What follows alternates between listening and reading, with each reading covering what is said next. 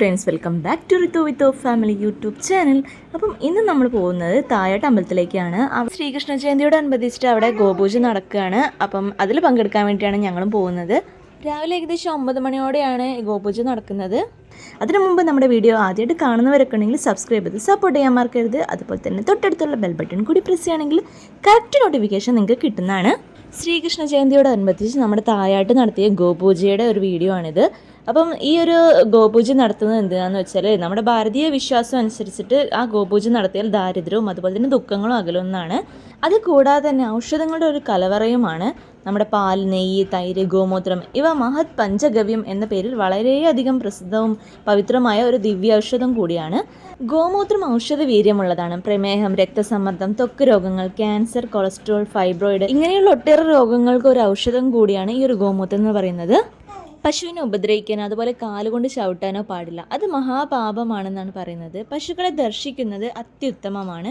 പശുവിനെ കാമധേനുവായിട്ട് കരുതണം എന്നാണ് നമ്മളെ ഈ ഒരു ഭാരതീയ സംസ്കാരം പറയുന്നത്.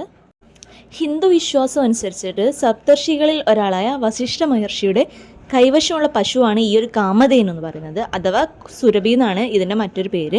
പശുക്കളുടെ അല്ലെങ്കിൽ ഗോക്കളുടെ മാതാവായിട്ടാണ് കാമധേനുവിനെ പറയുന്നത്.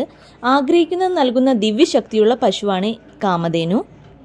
ഗോമാതാവാണ് കാമധേനു. ലക്ഷ്മി ദേവി മുതൽ എല്ലാ ദേവി ദേവന്മാരും ഗോമാതാവിൽ വസിക്കുന്നുണ്ട് കേട്ടോ.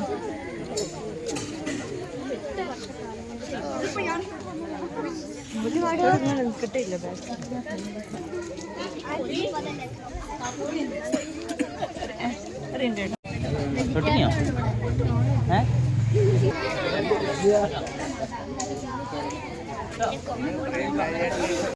അയ്യോ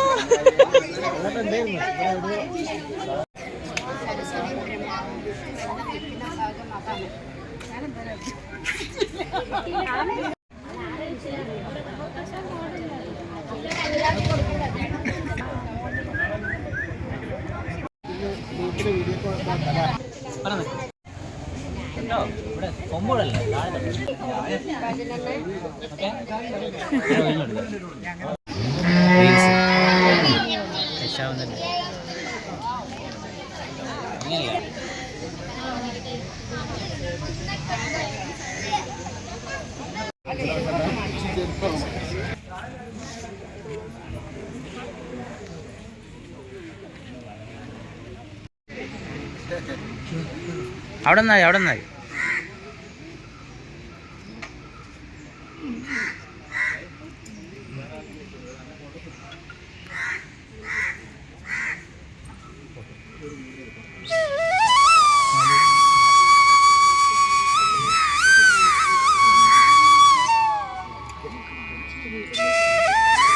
കേട്ടോ.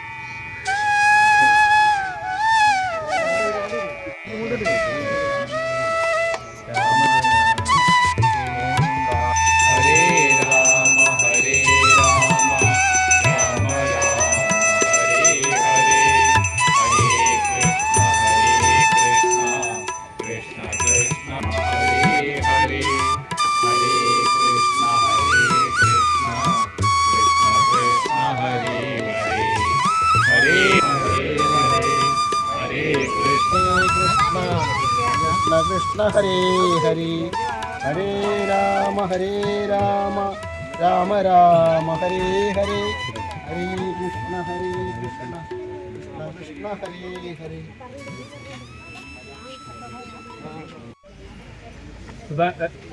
ഒന്നുകൂടെ ശ്രദ്ധിക്കില്ല. ഗോപൂജനെ പറ്റി സംശയം.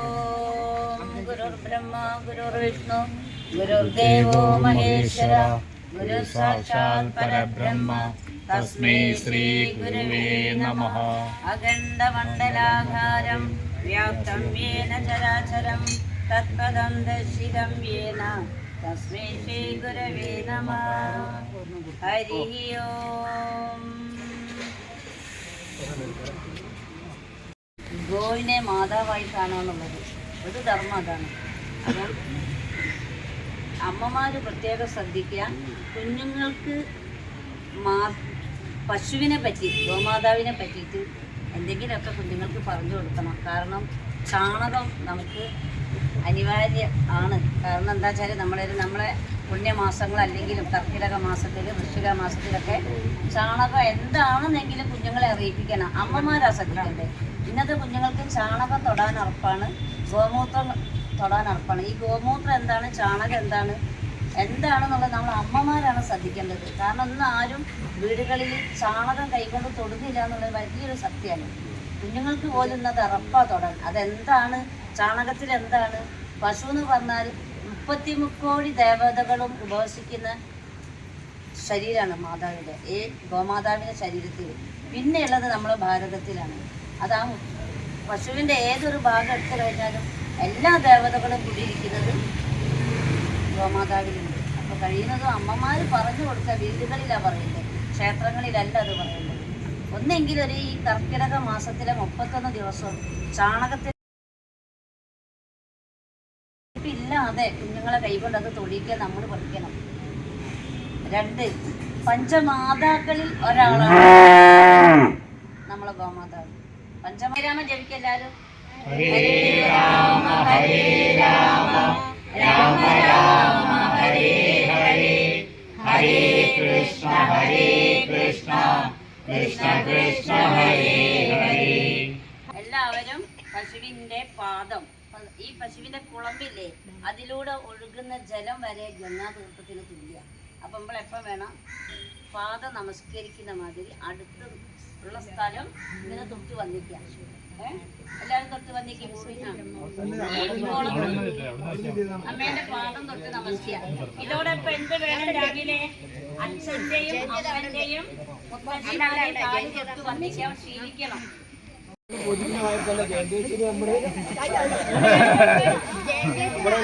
ദക്ഷിണ സമർപ്പിക്കുന്നുണ്ട്. ജയന്തേച്ചിനെ കൗൺസിലറാണ് ദക്ഷിണ കൊടുക്കുന്നത്.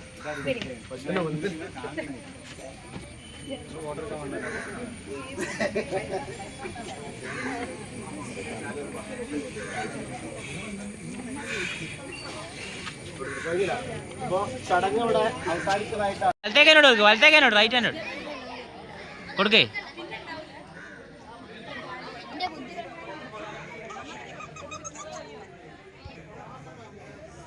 നല്ലോണം കൊടുക്ക, അങ്ങോട്ട് ചെല്ലി. കയറിതായിട്ടാ കുറച്ചുകൂടെ ഇവിടെ. ഓക്കെ